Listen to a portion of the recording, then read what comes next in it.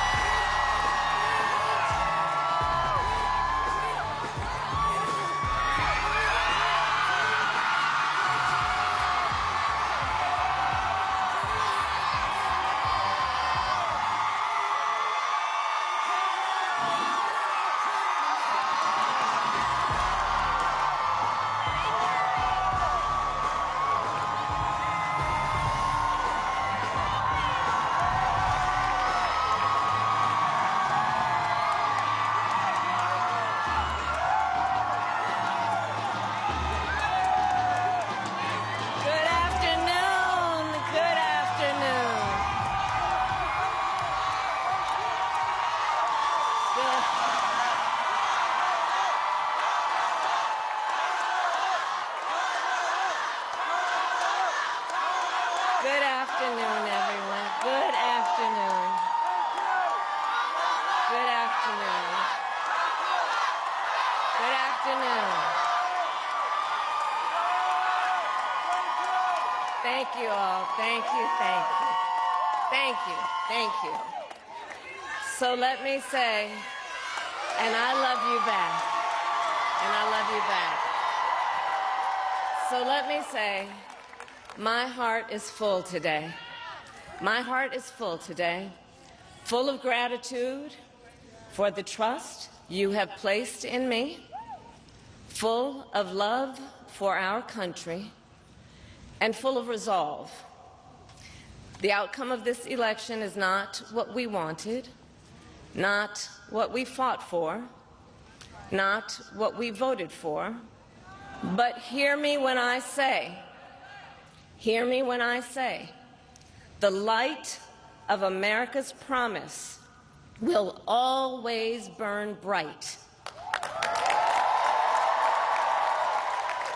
As long as we never give up and as long as we keep fighting.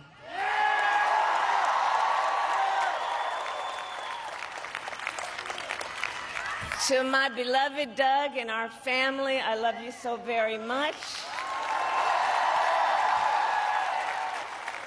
To President Biden and Dr. Biden, thank you for your faith and support. To Governor Walz and the Walz family, I know your service to our nation will continue. And to my extraordinary team, to the volunteers who gave so much of themselves, to the poll workers and the local election officials, I thank you all. Look, I am so proud of the race we ran, and the way we ran it, Over the 107 days of this campaign, we have been intentional about building community and building coalitions, bringing people together from every walk of life and background, united by love of country with enthusiasm and joy in our fight for America's future. And we did it with the knowledge that we all have so much more in common than what separates us. Now, I know folks are feeling and experiencing a range of emotions right now. I get it. But we accept the results of this election. Earlier today, I spoke with President-elect Trump and congratulated him on his victory. I also told him that we will help him and his team with their transition, and that we will engage in a peaceful transfer of power.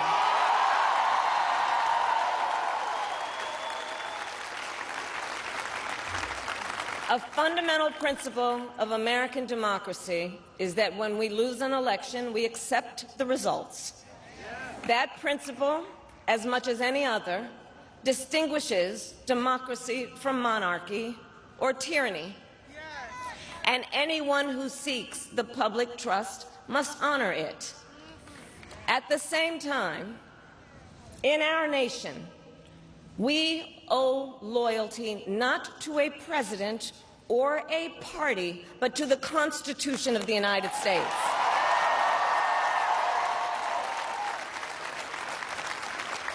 And loyalty to our conscience and to our God. My allegiance to all three is why I am here to say, while I concede this election, I do not concede the fight that fueled this campaign.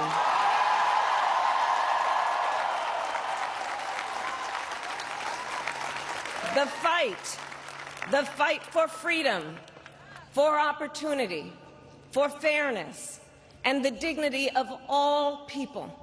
A fight for the ideals at the heart of our nation, the ideals that reflect America at our best.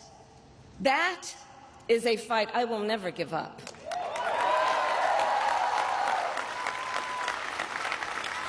I will never give up the fight for a future where Americans can pursue their dreams, ambitions, and aspirations, where the women of America have the freedom to make decisions about their own body and not have their government telling them what to do.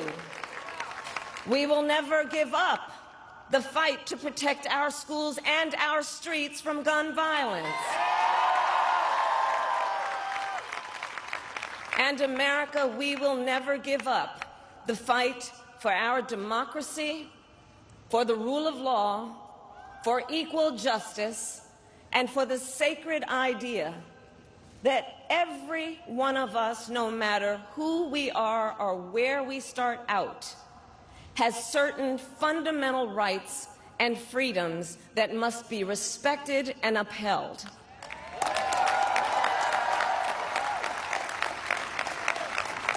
And we will continue to wage this fight in the voting booth, in the courts, and in the public square.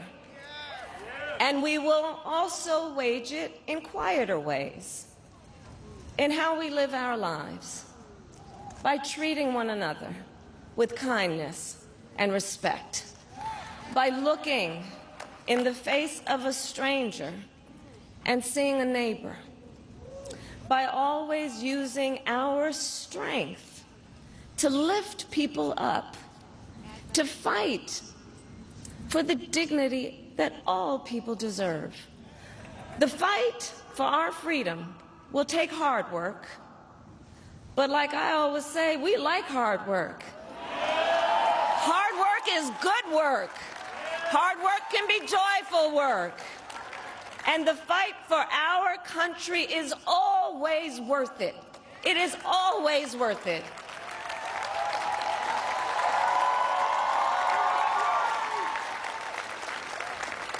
To the young people who are watching, it is... I love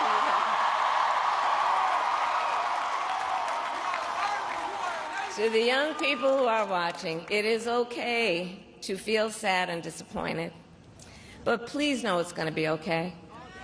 On the campaign, I would often say, when we fight, we win. But here's the thing. Sometimes the fight takes a while. That doesn't mean we won't win. That doesn't mean we won't win. The important thing is don't ever give up.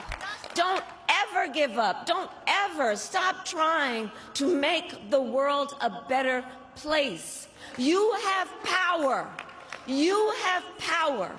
And don't you ever listen when anyone tells you something is impossible because it has never been done before.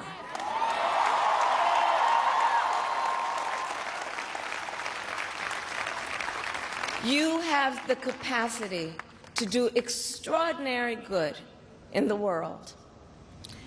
And so to everyone who is watching, do not despair. This is not a time to throw up our hands. This is a time to roll up our sleeves. This is a time to organize, to mobilize, and to stay engaged for the sake of freedom and justice and the future that we all know we can build together.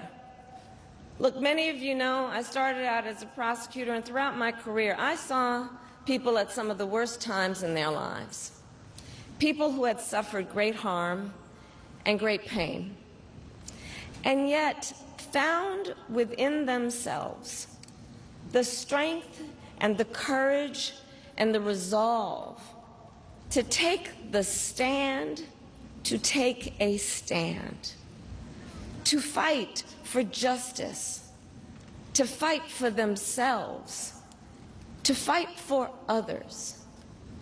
So let their courage be our inspiration. Let their determination be our charge. And I'll close with this. There's an adage an historian once called a law of history, true of every society across the ages. The adage is, only when it is dark enough can you see the stars. I know many people feel like we are entering a dark time, but for the benefit of us all, I hope that is not the case. But here's the thing, America, if it is, let us fill the sky with the light of a brilliant, brilliant billion of stars. The light of optimism, of faith, of truth, and service.